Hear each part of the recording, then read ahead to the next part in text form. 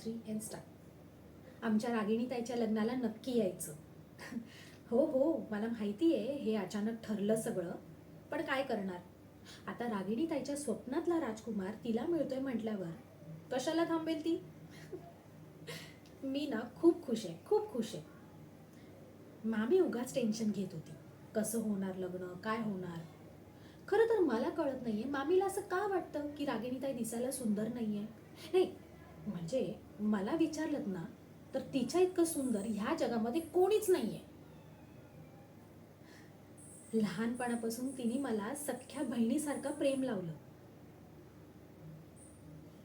आई बाबाची कमी मला कधीच भासू दिली नाही. मी पडले ना की त्रास तिला होतो आणि मामी ती मला काही बोलायला लागली की अगदी खंबीरपणे मला पाठीशी घालायला कधीही उभी असते.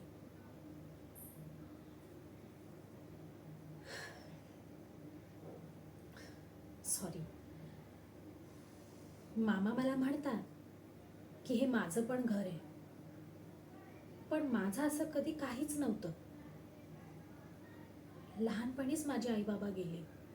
असं ऐकलंय की माझ्या बाबांचा माझ्यावर खूप जीव होता, अगदी तळहाताच्या फोडाप्रमाणे त्यांनी मला जपलं. खरं तर आटपाट नगरीतल्या कशा गोष्टी असतात ना, ह्या गोष्टी मला तशाच माहिती आहे.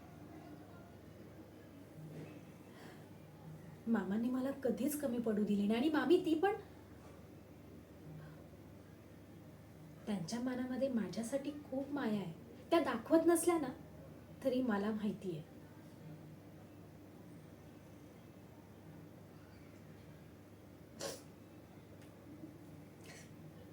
सॉरी, भरकटले जरा. हां, तर मी काय बोलत होती. जर का मला ती एवढं प्रेम लावतेय तर तिच्या स्वतःच्या नवऱ्याला स्वतःचा संसार किती सुखी ठेवेल. आणि सौंदर्य सौंदर्य आपण जे म्हणतो ते ह्यापेक्षा काही वेगळं असतं.